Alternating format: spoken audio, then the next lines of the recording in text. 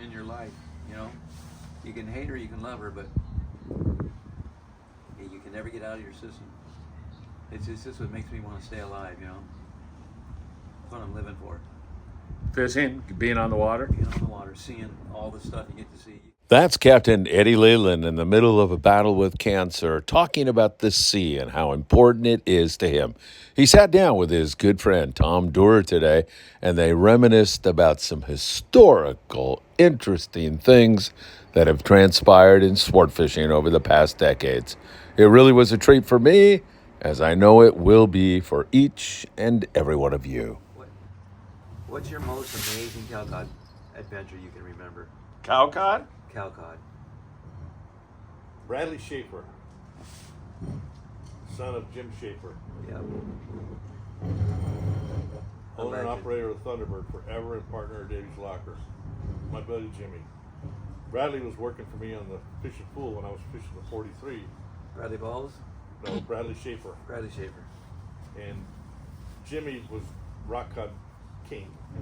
Bradley just loved fishing rock cod. We were commercial fishing on the 43. You know, Bradley's in the bow, and I hear him screaming and yelling. I run up there and I go, "What's wrong, Bradley?" He goes, "Ooh, Something wrong. I got the biggest. Oh, What's something wrong? Something's I got wrong." the biggest load I've ever felt in my life. And how many hooks are you fishing? Go on 25 hooks. He's just going Typical. And every time the boat would roll, he'd go, "Oh." You have to back off on the drag. Yeah. Oh. And then Straight cow. the rest, there's only 5 of us, and the rest of the guys are coming up with 10 hooks. They're coming up with 5, 6, 7 cows and a bunch of warthogs, big black beauty mark reds. Everybody screaming and yelling. red. All of a sudden, I heard this blood curdling scream. I go, "Oh my God!" He fell over the side. I run up to the bow, and Bradley's standing there with his rod straight up and down with a line dangling out the end of it. He goes, "God Straight. damn, main line broke!" And I thought he was going to have the big one right there. And it was foggy, and we had no electronics. You know, we're just Yeah, you got to We're find that fathoming it. floater. it's foggy and it's blowing. You know, Where are you fishing at the 43? So that typical. 140 fathoms. Oh my God. But that typical southeast No, wind kicking I your was ass. fishing 5 miles west of the high spot. But how's the wind? I mean, what direction? Well, it's coming out of the west, but you don't know Yeah. what the current's doing because we were actually drifting with the wind. Right into it. If the current was Oh, strong, with it. So you're if the hauling current out. was strong, you'd be going in. Yeah. So I just wanted to get on the spot again. I found a ledge that I'd never seen before. So I start pulling the boat up, guessing which way to go, watching the meter, trying to find that spot again. And all of a sudden, Bradley starts screaming again. I just about had the big one now. He's screaming, "Look at that, look at that." You And I saw he look fell up in and the there's water. this mass orange floating in the water. I swear to God, 25 cows on 25 hooks. And how big were they averaging? All 10 to 20. So 15. Like you said about the lings, I Yeah. had to gaff one, Pull it up. gaff the third one, and then pull 3 up at a time. You have no 'Cause choice. The canyon would break. Yep. And you don't want to break the that best, canyon. That's the best drop I've ever seen. And That's what, amazing. and then what did you That's have? no joke. Was that a 10-pound trash weight or a 20-pound trash weight? 7-pound sash weights. Yeah. I call them trash weights. Yeah. So the perfect size And trash I never weight. have found that little edge again in the rest of my life. Oh my God. It was foggy and it was blowing, and we're way up west of the high spot. Well, now they have that thing, that shows you everything on the log test or whatever it is. Well, if I had a GPS, I would have had it nailed down. Yeah. But they have the log test. You can see that mass now. The log it shows you the whole map now of everything there. MapQuest. Eddie, what's your best I've cod never memory? used a MapQuest. Your best cod memory? Was it the ling cod? My best cod memory was nothing like Tom's, but I remember one time we were fishing on the Pursuit with Schilling, and we were fishing the hidden reef, and the hidden reef, sometimes it's hidden. You can't find that sucker. And I guess we got on it, and we never got bit. We never caught nothing. So he ran from the hidden reef to the kidney. And we fished a spot that I was telling Tom out like 120 fathoms. and it was straight 10 and 10-pound reds and 20-pound cows, like you said there. Jeez. And nobody had 25 hooks, but our mainline guys, we had 3 heavy hitters with 10 hooks, and they all got 10 cows in one drop. Well, the thing about the 15 cows, pounds average. yeah, the thing about the cows is they'll start floating, you know, Yeah. when you start cranking up. Yeah. 200 feet out. But Yeah. I saw 25 red or 20 reds, 20 hook Ganyan, 20 big reds on a 9/0, and they popped the spool on that reel Wow. because they don't float. Right. They're fighting the whole time. Yeah. Well, Don McIntyre, and he cut the Ganyan down to 10.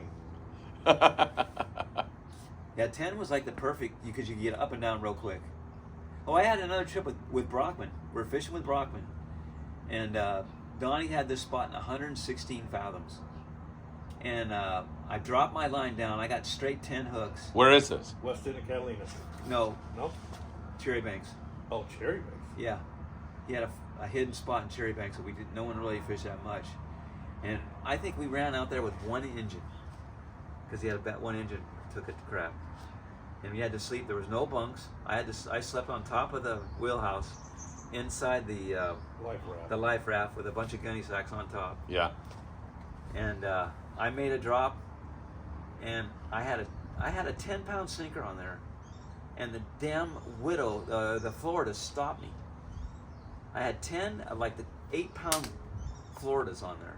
Wow. And I'm pissed because everybody's catching cows all around me, you know.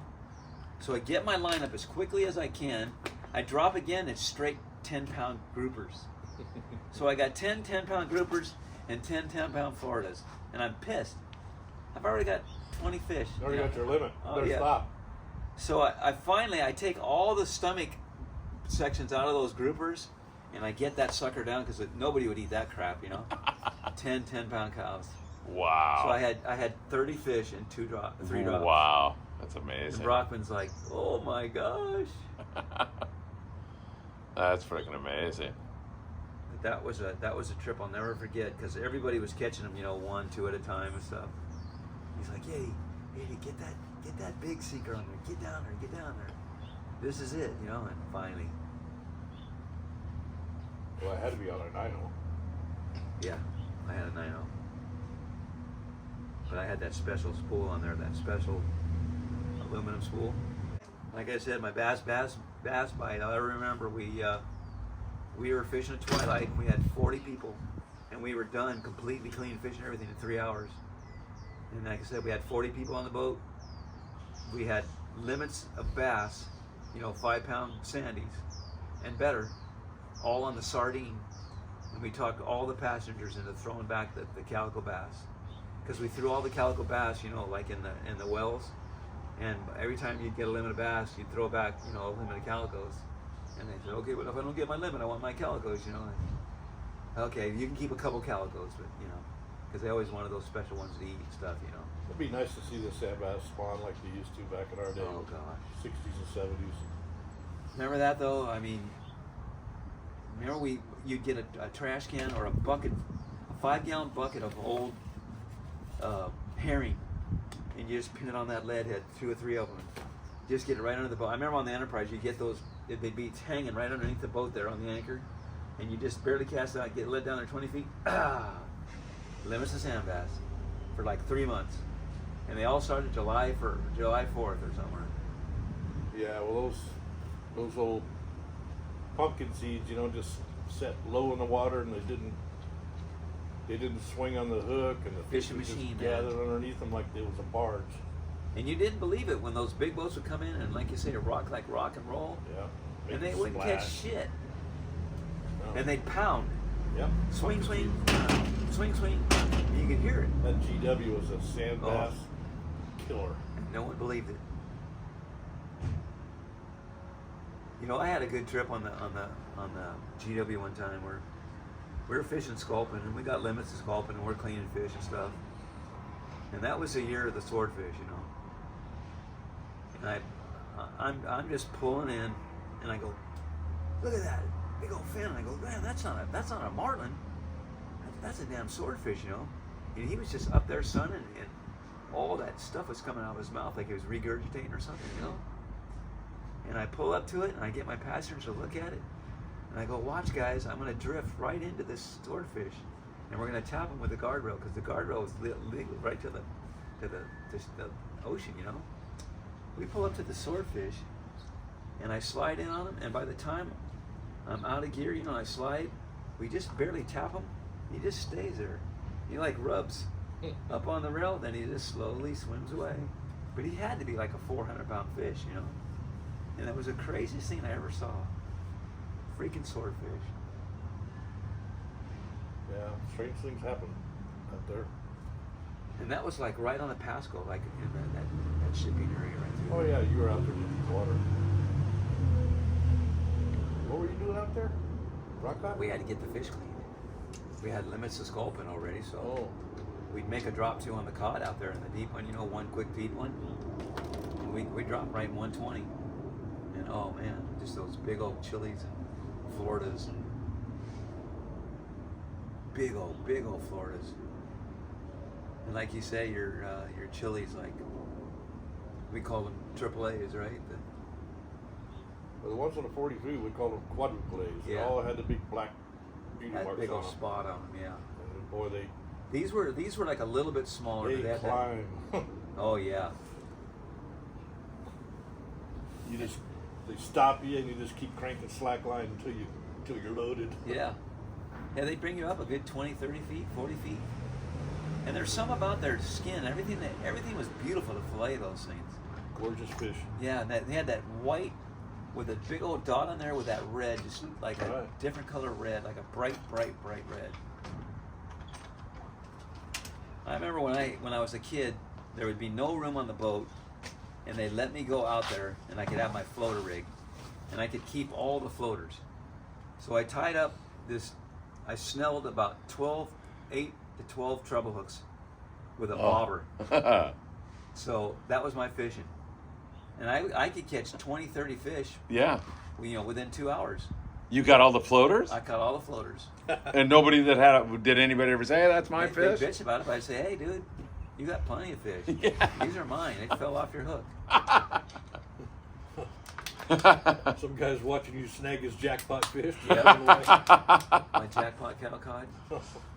Because that's what would happen, you know, they'd wind up that tibbet and it would break because they'd never, you know, you got a 10-pound, 15-pound fish on there, and they'd fish like with only like 40, 50-pound tibbets, and after a while, Yeah. you'd get one. Right.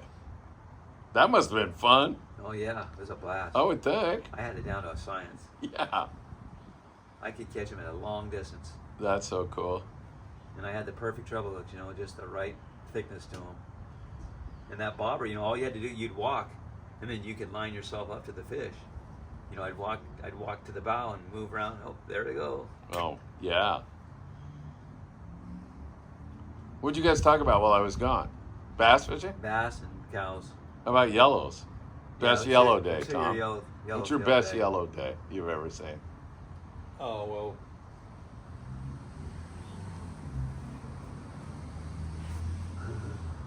So many. So many, yeah, just because of where you're at. It's all relative to where you're fishing. Let's catch the horseshoe. The horseshoe, Catch down the horseshoe. best yellowtail fishing on the horseshoe was in the 60s. It was in January. Jeez. And I was running from Newport up to the 150, and it was full speed on yellowtail and sea bass. Wow. How big are the sea bass? Big sea bass. God. Like 30 pounders, You 40 cuss pounders? the rockfish every time you got one. Wow.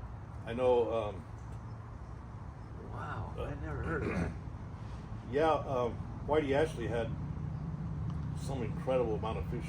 Like New Year's, he even out of the middle of nowhere, and all of a sudden I was catching them on the frontier, even 9 to 10 miles short of the 150 towards Newport, bird schools. Wow. But then, of course, Mexico is just, it's like catching mackerel down there sometimes. So how did But you it's fish them? just relative to where you're fishing. You fish the iron, or did you fish canyons, or how'd you fish them? Well, Mexico, you just No, I mean when you're fishing the 150. squid. So you're fishing single hook? Yeah. Squid. I remember a good day on the horseshoe. We were fishing. That's when we had a couple of kids that never had caught big fish before, you know. And we ended up with like 170 yellowtail for like, like 35 guys. That's pretty damn good fishing. Darn right. And we had made a ton of mackerel right at the break wall before we left.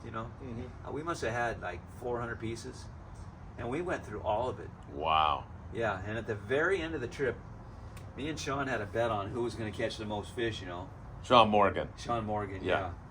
And we were tied 9-9 or 10-10 or 12-12 or something. And I look out of the deck, and it was on the GW. It had those slats. And there was a sardine or a mackerel like this in the slat. Yeah, stuck in there. And he looked at it, and he goes, "You ain't gonna get shit on that, Yeah, you ain't got shit, And out of the corner of my eye, this is the last fish of the day. We're all done fishing. There's no more left. It's over with, I see a yellowtail come up and boil, So I pin that fucking bait on there and I throw it out there. And I remember when I was a kid, if you get that thing to helicopter, that yellowtail would eat it instantly. And sure as shit. And he cussed at me for like 20 minutes and tried to bust me off the whole time. And I caught the number. That's awesome. There was pretty good 150 yellowtail just 4 or 5 years ago. Yep. Jacob Mola was running the tradition. He got 70, 80 fish out there one day, and they were all quality. Quality fish. Was that the day that you held the yellow in the water and the free swimmers would come through and you gaffed them? Was that? No, that was a different day. Yeah. Repeat that story, because that's a great story. Well, the yellowtail, we were fishing the horseshoe, and I had about a 15 to 18 pound fish on there, and I could see the yellowtail like mountain next to him, And I told my deckhand, Sean Morgan, I said, "Sean, don't gaff that fish yet. Wait a minute, I'm going to pull him over here and then gaff it." And I'd push the fish to the side there like that, and the fish would like slide into the spot, and he'd gaff it. Free swimming yellow. Free swimming yellowtail. Wow. And sure as shit, another one slid into there. And I think he ended up with 5 different fish on the one fish.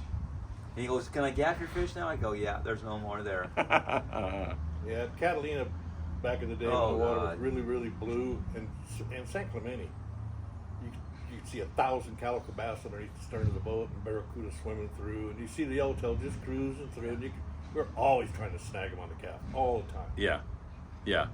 That is so cool. Because they were always looking for like a bird school or a bait school or something to ambush.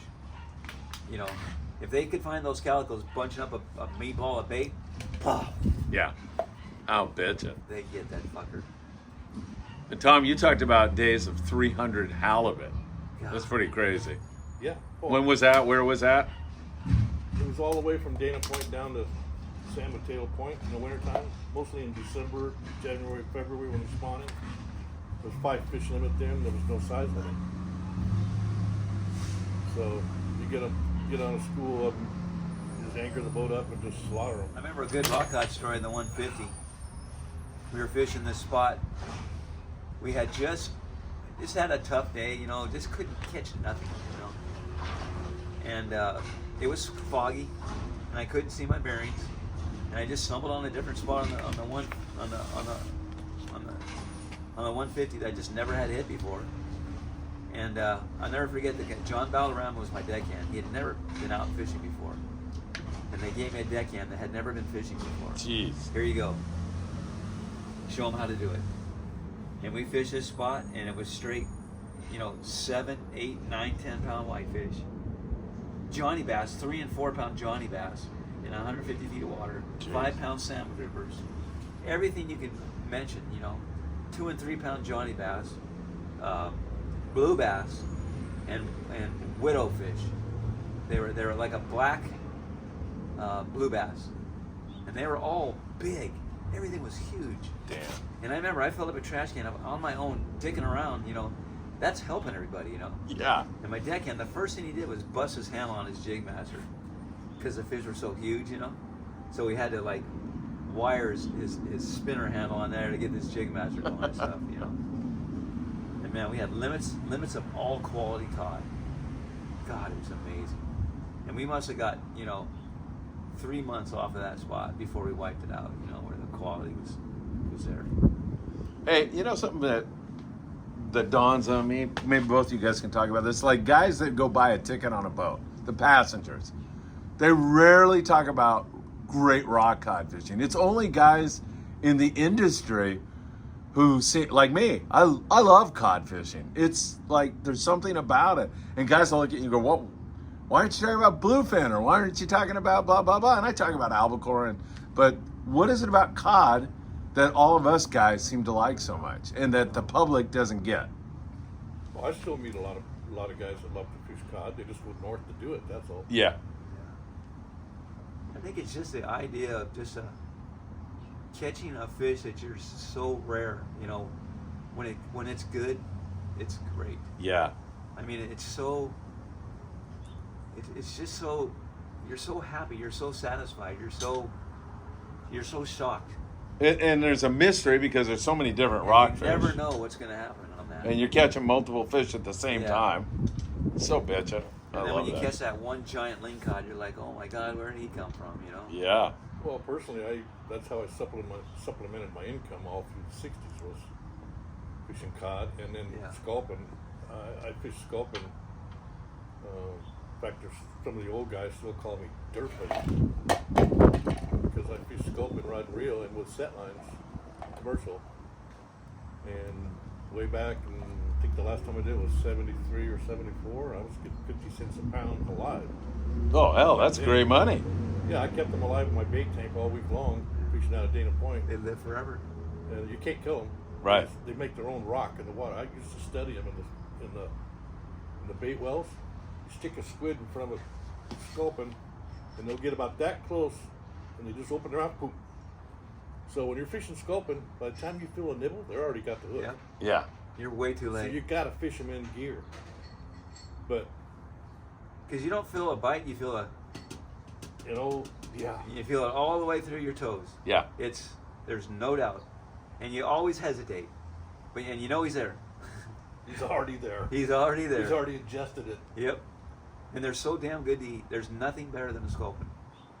The old boy, we called him the anchovy man, the pizza man, because he'd drive to Dane Point from Pedro to get those sculpin, and he'd come with a water tank live, and then we'd just take our braille and I'd keep him in a crowder or in the bait tank, and then rail him right into his water tank. Away he goes. No fuss, no muss. Wow. Crowd him and rail him. Fishing with 20 to 50 hook set lines and ganyons when they're spawning. Damn. The San Diego, the Monterey fleet, we used to call them, they fished the rock pile for those sculpin down there relentlessly. Yeah, the May, pile was June, good for July. that. Yeah. Yeah. In fact, Jeff Jones that built the Apollo. Yeah. That's how he got started on the old Pilarto boats, fishing sculpin down the rock pile. Yeah. Now you know how old I am. All right, best albacore fishing. Eddie, why don't you start? Lord. Best albacore trip. I don't know if it was the best as far as fishing as numbers, but one day we were on the freelance with Donnie Brockman, and that's when he kind of got that sonar of his wired. You know, he really knew what to look for on there, you know. And we had a trip, we were dicking around, you know, for like hours, you know. Typical albacore fishing.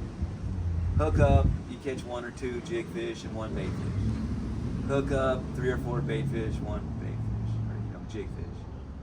Well, all of a sudden we're up there and it's around 5 o'clock. We're 4th and goal.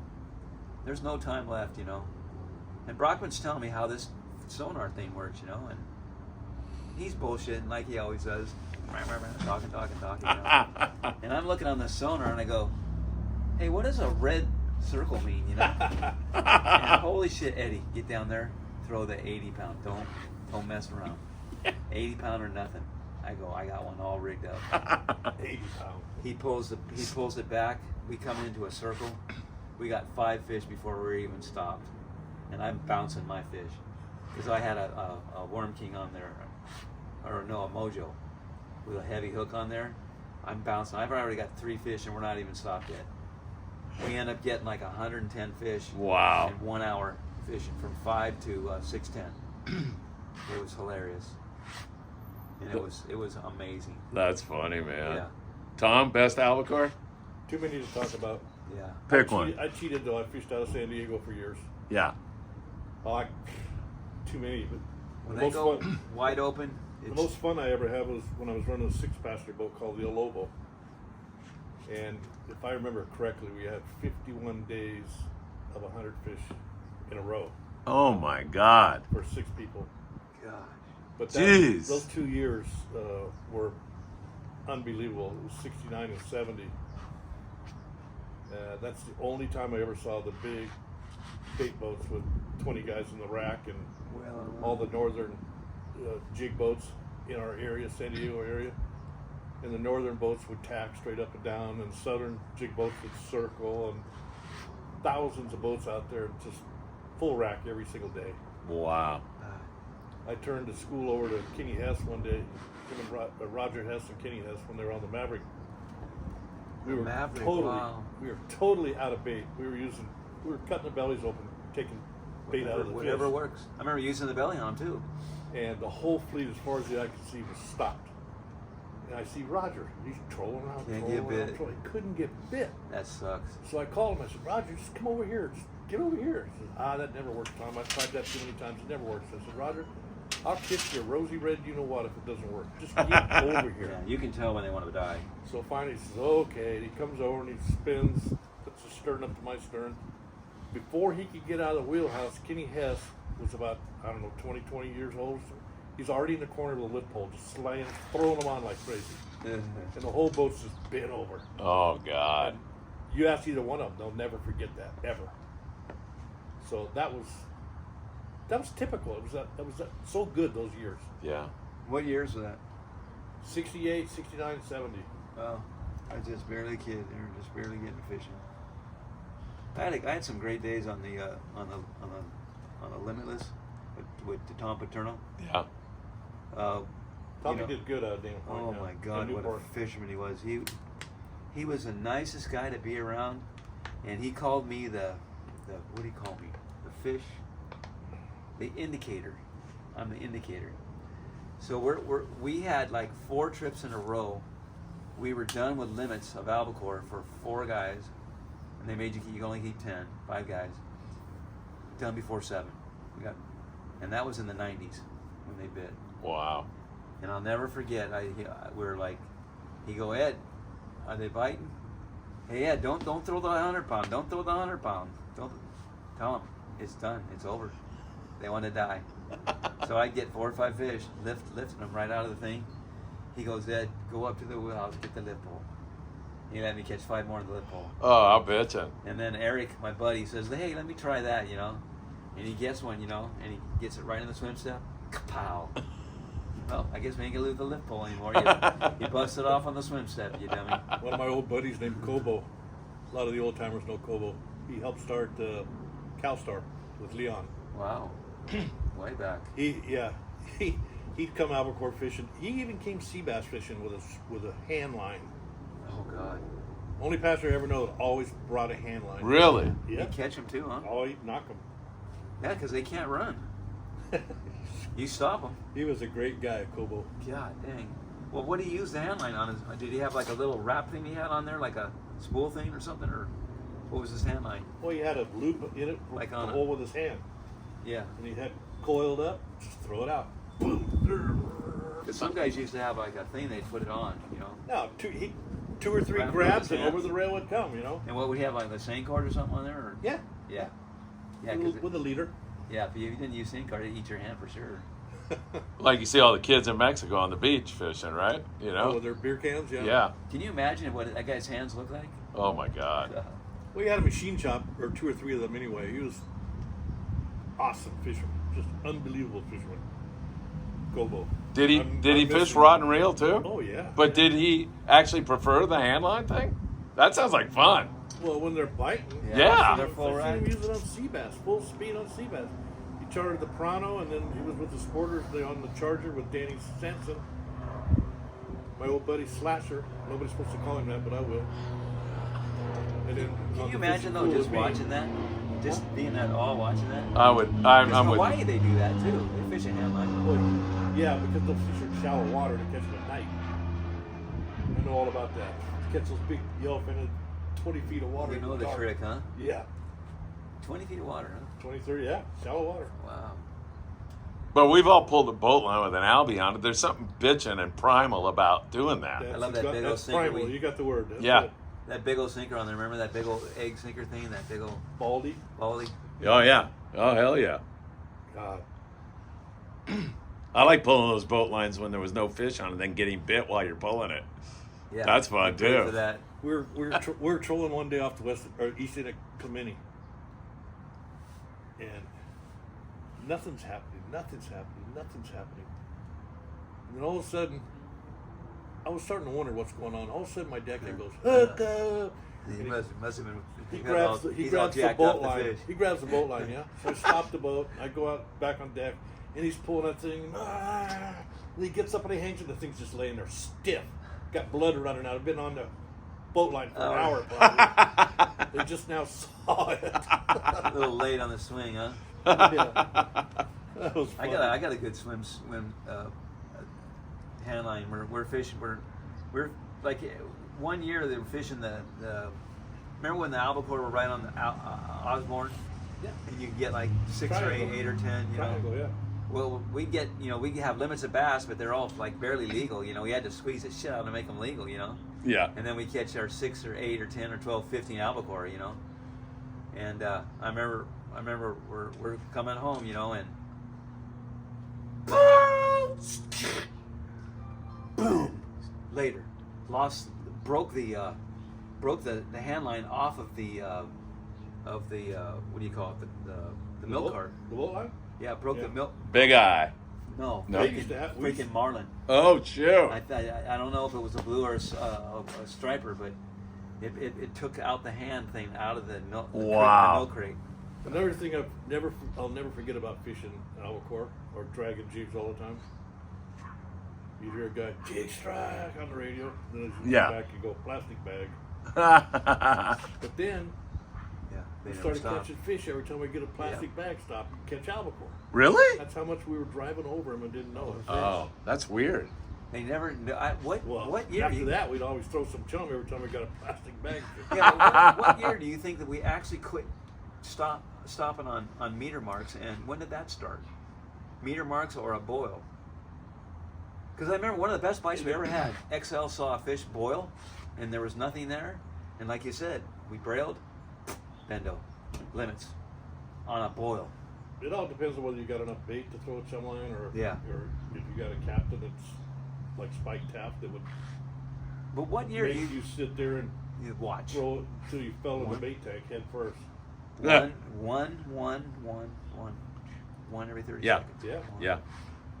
And then sure as shit, it worked. Yeah. Hey, Eddie just mentioned marlin. You rarely talk about that. You're a hell of a marlin fisherman, aren't you? And did you call him? Was it you that saw marlin on the horseshoe or something? On the horseshoe. You called him in, or Yep. And he was working in the. what was that story? We're fishing the horseshoe, and we got good bite on the yellowtail. We got maybe 50, 60 yellowtail, and all of a sudden I see this marlin. And El he's- Nino year. Yeah, he's just running around our boat like a fool, and Tom's in the working at the shop. He's at Ports of Call. Ports a call, and I call him. I say, Tom, there's a marlin out here, dude, and he will not leave.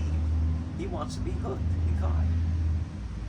What boat did you come out there with? Big Daddy. The Big Daddy comes out there with the Big Daddy, right in front of us. All our passengers pops a mackerel out there, hangs this mackerel, and all our passengers get to watch him circle around us, catching like over 100, 200-pound marlin. Or whatever Wow. it was, It was so awesome. What a thrill for your Yeah. passengers.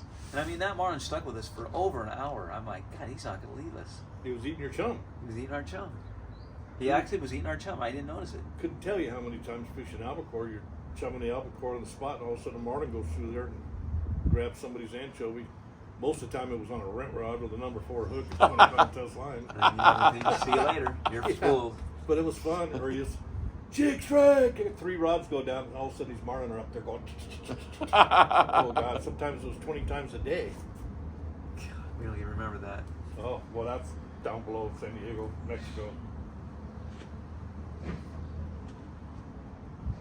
Yeah. Tell your bass story about catching them bass on People the... say you should write a book. I probably could if I knew how. Yeah, you should. You should. You should write a book just about herring and tomcods. Both you two, man. I can help you guys do that. Let's do it. Well, hell, this is a The good only start. guys that- I could just go off of this The podcast. only man. guys that write a book are the ones that whore somebody else's longitude and latitude and then sell it to somebody else. But with the GPS, it didn't matter. It was inevitable. Yep, exactly. There's no secrets. There's no hidden. Hey Tom, a lot They of still got an anchor on it right. Yep. sport boat guys like, oh, marlin, they suck, carp, we don't even want My them. favorite rod and reel fish. I love catching marlin. Eyeball fish, my favorite fishing there is. Why? Marlin, eyeball marlin. Yeah, but why? Why? Why do you like it so much? They're beautiful. They light up iridescent blue when Yep. they get excited to eat a bait. Sometimes you get 5 feet underneath the boat where you can see the whole thing. So bitchin'. They jump, they cavort, they go crazy. Yeah, there's nothing more beautiful. Trolling is boring unless they're Yeah. sometimes they bite every 5 minutes, but eyeball marlin, jumpers, breaking fish, sleepers, feeders. Feeders are just awesome. You see them going after the bait, they got their bill out, they're trying to kill it, catch it. I love marlin fishing. Usually when they kill them, Like tackle. when you're seeing them do that though, are they eating the souries, or what in particular are they eating? It doesn't really matter, or nothing particular. Or is it sours a lot? Sours a lot, yeah. Yeah. Because that's what you see, those souries just launch out of the water, and then all of a sudden, man, Yeah. Back in the day, there was, like Catalina Island, you go up and down the lee side of Catalina Island, there'd be schools of showers with yellows chasing them and pulling on them all the time. Hardly see it anymore, but you still see it once in a while. But or your albacore fishing, here comes the sour. Albacore, boom, boom, boom, right behind them. have you ever better. used them for bait? I may have, I just don't remember. They but- don't work. It's weird. Yeah, I don't I've know. tried them. I don't remember. It's like a smoke. Yeah, It doesn't or work. they're flat. Yeah. Unless it's really wide open. I mean, most of the time they I don't think you live long enough. Nope. Yeah, they're like those phony sardines. Those other sardines? The ones that look like sardine, but they're not? They die real quickly? Anchovies. No, they look like an anchovy, but they're bigger. It's like a sardine, and he's more round. Okay. I forget what they call them. Probably the ones we catch in Mexico. They die. I can't see the name of them right now. Yeah. Now I'm getting old. They call them like a false sardine, but I don't know. We'll have to look it up in a book. Tom, not Still to sitting in that sun out there. You're Yeah, crazy. man, I love this. I'm an iguana. Easy iguana. Damn right. Vitamin D. We do get lots of that. That's right. You've won a couple of tournaments, haven't Look you? at my arms. Yeah, I no, think they haven't been in the sun. You've won a couple marlin tournaments. Gold I mean, Cup, quite I've a been few, on- right? Well, I've been on the winter team of the Gold Cup twice. Should have won it 3 times, and that's out of 10 years. Why do you say you should have won it 3 times? Was there a Because controversy? there was only 2 marlin caught, and we caught a swordfish on the Lucky L. And they used this for all their propaganda and pictures and everything to drum it up. But the guy that had the tournament kept 4 of the prize monies himself. He didn't give them out. Well, But yeah, technically, those we got marlin. the first year I caught first and second place on the Big Daddy, 223, 221. Wow. First 2, and there was 125 fish caught. That's a nice size Wow. striper, man. That's a big striper. We got the 2 biggest. That cat fishing around there? We were fishing Hidden Reef, Jeez. and they only give us the first prize. We wouldn't give us second. Not that I'm greedy, but smallest boat in the tournament, 2 biggest fish. Nice. I love it. The Gold Cup back then was this big around. Big handles on it. You should have seen Gary Norby running around at midnight. Jack Daniels poured to the top of that, drinking out of it like a Viking. Like the Stanley Cup. Yeah, walking around Avalon at midnight, drinking it. Norby was one of your fishermen? No, but he was in the tournament on the I don't think I could fish with him. outer limits. I don't think I'd fish with him on a marlin tournament. Oh, fishing with him is a blast. But Trust man, me. I have, but man. We came in right behind him. So there was a line a mile long. We didn't get our fish weighed until almost 1 o'clock in the morning. You're sweating it, huh? Huh? Sweating it, huh? I wasn't sweating. I knew we had it. That's what I mean. So So he's right in front of me, and we're looking at his fish and going, ain't gonna cut it. He's telling us, oh yeah, we got it. I pulled in the There were park. so many people in that pier. When our fish went boom, that roar just went up, man. We swamped them. Both of our fish. how come you can't win first and second? Yeah, what's Give out up? the prize. Oh, well, that makes sense. They don't want everybody to get all the money. Yeah, but if you do it, you should win it. Well, I tell you, I had the best marlin fisherman in the world on my boat that day. The Shaver. beak? Oh. Tom Shaver. The Deke is a good one. There's no doubt about that. He is the best marlin fisherman Tom, and swordfish. We got to unleash all these hidden mysteries and He caught- stories Yes. He won so many Yes. tournaments. before I'm gone, okay? Yeah, he won so many Gotta get tournaments. that The done. Dane, Yep, Dane Eddie. Point Anglin Club that kicked him out. Oh my He'd God. he'd sweep all 4 places every time. Him and his kids. Beaker got kicked out too of fishing I The never beak? figured that. because he caught too many one day. They disqualified him because he had like 5 places and they didn't want him to catch anymore. And they're all legit. He had a sea bass, he had a yellowtail, he had a calico bass, he had everything. I've known Mike since he was a kid. They said, dude, you're disqualified because you're a professional, I guess, however they said. Oh, that's such BS. You know, Stevie Lashley is probably the top of the line as far as marlin fisherman. He's all over the world now in the bad company. He started off in Newport just like the rest of us did. Wow. Deckhand on the Western Pride. Amazing. Yeah. The Western Pride reminds me a lot of the Victory. Well, it's a Ditmar, same thing. Yeah. It's like the Seaforth, the new Seaforth. Yeah. That's jumbo though. Well, that's a big boat. That's Ballard. You ever seen that lately? You didn't It's realize beautiful. Man, that thing's like 10, 15 feet high off the bow, over above and Yeah, beyond. it's bigger than the Western Pride, but Yeah. it's a beautiful boat. It's so clean for so many people that You know, fish the on it. original Ditmars, like the tradition when I had it, was the old San Pedro Special, I think it was. They were termed Ditmars. Donald Donaldson's one that told me when they originally built them, they called them throwaways. We figured 5 years, throw them away, and get a new one. They're still running strong. Wow. Yeah, And why did they say that? Just the way they were built? they built them light. Yeah, Well, they sure figured out how to make them tough now. yeah. They didn't go to the double plank boats until the Thunderbird and then the 85s There you go. or the Polaris 3. They started double planking them.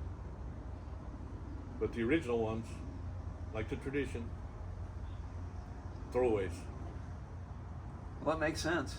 You know that's the way the whole world worked in them days. They just wanted to keep moving. They don't want to go to the shipyard. One of the best fishing boats ever built. Yep. They Built they right. want, Hogue Hospital sitting on top of Ditmar Donaldson boatyard. Oh yeah. I watched every one of them being built, going to work every day. wow. You mean up there by 17th Street or? Yeah, Industrial Way, Holy Hospital jiminy. Road, No kidding. I know where that is. right on Newport Boulevard. Yeah. On the hill, right there where the Hogue Hospital is. Wow. Crazy. Yeah, Mort's Foundry was right there, so all the brass plumbing. Well, how many Ditmars is there then? Jeez. Oh, there's a lot of them. What's the Redonald special? Is It's it? Ditmar. It's a Ditmar. Wow. Yeah. It's crazy. It's one of the original ones. Well, look at the Searcher, Yeah. the 95 foot. 95 Ditmar, foot. still going up and down the Mexico coast. You spent some bucks on that though. That was the Cape Polaris. Yeah. You know he retired. Who did? What's his name? The skipper. Art Taylor? Art Taylor. Yeah. He did? Yeah. I didn't know that. He retired yesterday. Oh, yesterday, Saturday, Sunday. okay. Saturday, Sunday. I'll be darned. He's just gonna go get him supplies and the. It's all good. That's not retired. Yeah, 43 years. Wow. Yeah, Long time. I remember when he was the deckhand when Frank Represti owned it back in the 70s. That was like Represti's second or third boat, I think. Yeah. I was on there Second like boat. in the late Second 70s. boat, Yeah. second boat. Because I went fishing there in 1976 or 1975. Well, Frank and I, when Frank had a little Searcher and I was on the Nova, we parked right next to the Cape Polaris when it was first built. And Poole and Steve Loomis were running it. God, there's some legends. You say Loomis, you're just talking. And Poole. Yeah. Good friends. I love his book, man. Don't cut bait or fish. Whatever, what is it? His book. Have you read it? I never read it. Oh yeah, I know Bill what you're Poole's doing. book. You gotta read it. Yeah. It's pretty interesting. Tells about when he worked on the barge caught on fire and stuff. He almost died in there. But They they were- had the Tortuga? The barge was sinking, and they had the diesel was leaking from the pump of the pump that was pumping the water out of there. Hit the switch, and freaking ignited the whole thing. He ran out of there. He had like 50% burns on his body. Jeez. It was terrible. Yeah, that book is amazing. It's really easy for captains to read too. Yeah. You don't have to be a rocket scientist to read this book. Anybody have a close call on the water, like boat sinking, heart attack at sea? I already know that. Yeah, yeah. You had that, right? I've had 2 of them and 2 kidney stones out there. We've all had them. You remember one, Eddie? Yeah. Anyone in particular? I remember one day we're on the GW, and we're heading out to my deep spot, you know, that 120 in Tasco Bank, and we're just dropping Mike anchor. Reed's spot. Mike Reed's spot. We're just getting ready to drop the anchor, and one of my passengers falls on the deck. Boom. And we had 2 paramedics on the boat, and they gave him CPR, you know, and it was done. He was done. Yeah. But I'll never forget that guy. When you look at his face, I couldn't even recognize how his whole body morphed, and I saw him die, and I could hear the last couple breaths. Dead. And the guy said he was dead before he was dead. But his kid was out there. His kid said, "Look at, we're gonna just call the Coast Guard, have to pick him up, and We'll pick him up. he picked him up for the old man. He didn't know he's dead. Yeah, he did not pick him up. He was still alive according to whatever, you know." Well, we didn't have nobody could certify he was dead. No one could certify he did. So the boat swung around and anchored. And in 2 hours, we had full limits of fish. Yeah. It was like that guy made us catch fish. So we had full limits of fish. We came home a little bit early, Jeez. and he got taken off the boat by the Really? Coast Guard. Yeah, That's it's the crazy. craziest thing ever. I've had to use the basket 4 times in my career. You have? Not for me. On passengers? Yeah, I took Yeah. my heart attacks and my kidneys. What do you call it? Stones? Stone? Yeah, I passed them when I was out there by myself. What about your heart attack? Yeah, I struggled through that until I got home, and I went to the hospital the next day. Well, tell that whole story though. You right you were dead the whole time. Like you were struggling the whole time. Remember? You were fighting it. I didn't know what it was. Yeah. I just thought I had. Ed's got to go take a I time had out. something stuck in my chest, and I couldn't cough it up. You know, Yep. like You- you say, it was like an elephant standing on my chest. Yep. You taking a break, Eddie? Yeah. Remember the horseshoe though? I really remember a couple of times, like when the first spawn between where the junction and in between the east end of the horseshoe. And I remember on the 90-foot rock and some of the stuff inside that, you know, the bubbles and stuff, just seeing hundreds and hundreds of calicos, like you said, all free swimming. Like bees. Like bees. Like you look down there and like you could handpick each one you wanted to catch if you're smart enough, you know? Yeah. You still can when the water's blue on the outside rock with a horseshoe. Yeah. You know what I remember about the You know he used to fish that spot every freaking day? who did? The Victory. Every single day he fished the outside rock on the east end. What I remember about the 60s and the Who was that? and the late 50s, George. when I was decking, when I first started running boats, mostly when I was decking, the big barracuda come in there. Yeah. And we'd go up on a Saturday or Sunday or even a weekday, and you could see flip-flopping log barracuda for miles. We call Yeah. them stovepipes. 1,000 boats out there, everybody catching barracuda. It looked like a stovepipe, like from a fire. You know, from a fire. Well, you know the one that Catalina logs, what we call them? Yeah. Over in Catalina back in the day? We didn't have rods, unless you had a big Calcutta, you couldn't bounce them. They're break all every time. 10 pounds. Wow. They were But that horseshoe- they were legit 10 pounds. Oh yeah. I know because of. But I know. George Fireman, his purple hex head feather, his Calcuttas. Yep. Well, he would slay them. When I was catching them down in Dana Point Who or, was the other guy we used to know? oh God, Him and his wife. Yeah. 'Cause you were talking about him. I could barely know that remember. guy. I could barely remember my name anymore. But I tried to spit out a name of the boat or somebody, and I'm just tongue tied. Yeah, they had that freaking motion down. It was like Pump that hex head. it wouldn't take 5 or 6 times. They'd have one, Well, and boom, slam them in. Then lay him down in the bait tank in the gunny sack. Lay 'em Johnny all flat. Putman. Putman. Yeah. Putman. Ride the Sport King and wear diamonds. You yell that out with the other boats. We had a pinhead called Little Red and his brother Whitey. Neither one of them stood 4 feet tall. They'd stand on the stool and drive the Frontier. 12 years old. Dirty little secrets. That's not a secret. Not anymore. No. Like I say, you see the old boys sitting around like at Queen's Wharf. 70s, some of the old captains were, and in San Diego especially. Every morning, talking the old stories, these call them pelicans, kicking it around, drinking their coffee. Well, there's nothing like the ocean, man. You can't. Hard to get old, I guess. Memories. She's the craziest thing in your life, you know. You can hate her, you can love her, but you can never get out of your system. It's just what makes me want to stay alive, you know. It's what I'm living for. Fishing, being on the water. Being on the water, seeing all the stuff you get. Some of my old buddies, Yeah. some of my old buddies like John Haas and George. Geez, I can't think of his last name now. George Guys Moore. out of Newport. I don't know them. No, back in the '60s, you leave at 6 o'clock in the morning and usually get back to dock about 2. And I'd be out there, and I'd get back to dock at 4 or 5 o'clock. They go, "Why do you do that for?" Well, I was limited out by 9 o'clock every morning, but I just love fishing. They go, "You're crazy." They go, "Where would you rather want to be than out here?" Not in that bar drinking. So if we got all the fish we need, then I'm scouting. I'm looking for someplace to fish nobody else knows about for those tough days. I don't care about getting to the dock at 2 o'clock. I don't go to the bar and drink. That's not me. I love being out here. Nothing better. You know, some of the best spots too are so tiny, and they don't have any fish on them, on the meter. But man, there's a lot of fish on them sometimes. It just blows your mind.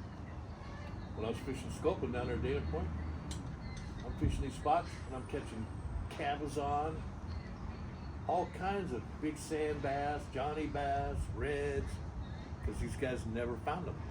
They're right there in front of their face. Small spots. That just can make you or break you too. You need. I had to clean all those fish off before I could get to the sculpins. Yeah, but you need like a half-hour spot in a pinch. Like say it's really rough, and you just want to, you know, make wages. You're gonna give them their money back. I mean, you're gonna give them a rain check, but if you have some fish with it, it works out great. Yeah. You know? And those spots like he's talking about, shit, you throw 200-300 fish on the boat, not even bat an eye, and you're right next to the pier. You know, it's like, oh my God, I had an idea this was here. You know, Tony showed me a couple of spots in Redondo, you know, on the kayaks. We're less than half an hour from my kayak away. I had full limits of reds. Tony? My buddy that passed away. Oh. But I mean, you know, They just get passed over. They're reds, too close. They're reds too like close. that. Yeah. Right by that buoy, you know, that buoy right, you know, inside the. Well, Right, there's buoys all over the place. no, up right there when you now. come out of the The harbor. red bell buoy? Yeah, Well, the canyon ends right there. yeah. You can fish the buoy in 500 feet of water. We fish a spot right there in about 250 feet. It's sick. It's like, God, we just got limits. I mean, 2 drops. The squid Two come, drifts. squid come in there at the end of that canyon. You can almost throw a jig and hit the beach. Yep. It's crazy, man. And it's straight reds, nothing else. I mean, I know if you fished 50 hooks, like you said, you could load 50 hooks. I mean, they were loading 2 before you even got down. You were just like, we make 1 drift, you know, 2 at a time. I'd be like 3 drops. Okay, let's go again. Okay, we're done. Let's go home. I go, Tony, I only been out a half hour. Let's go catch a bass. Then you had a bass spot, like, you know, catch 15 bass, you know, 2 guys. And that's when we were fishing those hookup baits too. Amazing lure, man. Yeah. I'm just a bait man. I love fishing with bait. Oh yeah. Yeah, I wish those herring would come back. Where'd they all go, man? Oh, they're here. You know, I caught a whole bunch of tomcod over there at 22nd Street landing the other when I went there with Phil. So they're there. You know Belmont Pier? When I Yeah. used to come in there from Twilight with my lights on. You could braille them at the dock there at night. with Yeah. the light on. You could braille them. Not anymore. I don't know. I don't know. Who knows? I haven't tried it, right? Yeah. Have you ever been out Belmont Pier lately? No. I guess you can walk out there, right? Yeah. Yeah. I haven't been out there for years. Yeah, it's like piers are nothing anymore. Isn't that weird? Yeah. Yeah, still see old Frank sitting upstairs there on his couch, on his bed. Yeah. Oh, he liked to cut my finger off one day. Whew. Oh yeah. Yeah, I went to get out of the car and I had my hand on the window and he rolled the damn thing up. Electric Jeez. windows. I'm screaming blood and he's driving away. I'm running behind him with my finger stuck in the window. Yeah. Hey, Frank! Hell, Cracker now, Frank. Good old Frank. That's funny. Just a good-hearted old guy. Just like you, Tom. Just like you, Eddie. We try. I'm the grumpy old man, don't you know? A lot of knowledge in that grumpy old mind, though. You gotta promise me, you gotta find that book, man. You gotta quit talking about it and find that son of a bitch. That's your friggin' mission, Tom. You got to get What book? the The photography. and all that. Yeah, I wish I could because that's all from the 60s, 50s, and 60s. Damn it. I'm telling you, that's your Scrapbooks. There are piles of them. mission in life, Tom. Every single time you had good catch of fish, he's down there with that big old camera with a flash on it. Come on, Eddie, put more pressure on him, man. Then we'll come back here and show Eddie, and we'll go do a podcast with Eddie looking at that. That'd be so bitchin'. I'll be in heaven, man. It was so Bring cool back back then memories. because these sports writers like Loopy and Mel, can't think of Mel's last name now. He was with the Press Telegram. Loopy was the LA Times. They take pictures full page. Yeah, Full page pictures of you gaffing a fish or holding a fish. Oh, I Full know. page. it was a whole story. And then all the writers, Bill Beebe became friends with for years and years and years. For Me Western too. Outdoor News. Yeah. Went fishing with him many times. What about Jed Welsh? Oh, Jed Welsh, of course. We're fishing Twilight. He would go out with me all the time. Yeah. Not a nicer guy in the world. He probably went fishing with you more than he did with me. Yeah. Oh, But he went a lot with me too. I don't even know how many times. Every weekend. He was on some of the best yellowtail bites we ever had. Remember that year when the yellowtail were biting there, like the 5 to 12 pounders? They were biting like right off the Seal Beach and right off of the Navy Mole, like really close. Yeah. We get 100 fish right there, right outside of Seal Beach Pier. That's probably in San Diego that year. Yeah. And then we'd move over to the Navy area, Navy Mole area over there in the shallow water, man. You'd hang another 56 yellowtail Oh, wow. and a couple handfuls of halibut and a couple handfuls of big sandies. Yeah, Jed used to, at the Fred Hall show, when Ruth used to work the booth with me, my wife, he would every day show up with flowers for her. Wow. And then try to speak Spanish with her. I think he had the hots for her. It was great. It was so cute, It was awesome. Long time ago, though. Jesus. Yeah, it was. Damn, you're talking how many years ago? Maybe We gotta do 20? this again. We gotta do this again. We gotta get old Mike over here. Yep. Reed. We gotta get him over here. I love that guy. We probably have to go to his house, though. He's kind of having a hard time. Yeah. Yeah. we can do We that. can do that. Yeah. Where does he live, We Eddie? need to do that. Lakewood. Yeah. He lives right there in the where the Tennessee is, what do they call that? What do they Yeah. call that? Yeah. What do they call that area? The clubhouse. Yeah. Clubhouse. Yeah, let's do it. Yeah, he still talks and everything good. Really goddamn. You are top of your game today, Eddie. I haven't seen you smile like this for a while, man. That limited bass, man. Sunday just rejuvenated me, man. I'm honestly feeling like I could beat this shit. Good. You can. It ain't over till the fat lady sings, buddy. Fight to the fight. All right, you guys want to say goodbye and we'll do this again some other time? Oh yeah. All right, look out there and say goodbye, god darn it. What's wrong with Put you? this on, people get bored halfway through and turn it off. He can pick out a lot of the stuff he doesn't need. No, I'm not picking out anything. I'm leaving it all in. I might edit Tom out, but you stay in, Eddie. That's okay. Thanks, boys. All right. I'm bashful Thanks. anyway, This has been a great time talking. Nice to talk to you, Tom. Love it every minute. Some great stories, man. Love it every minute.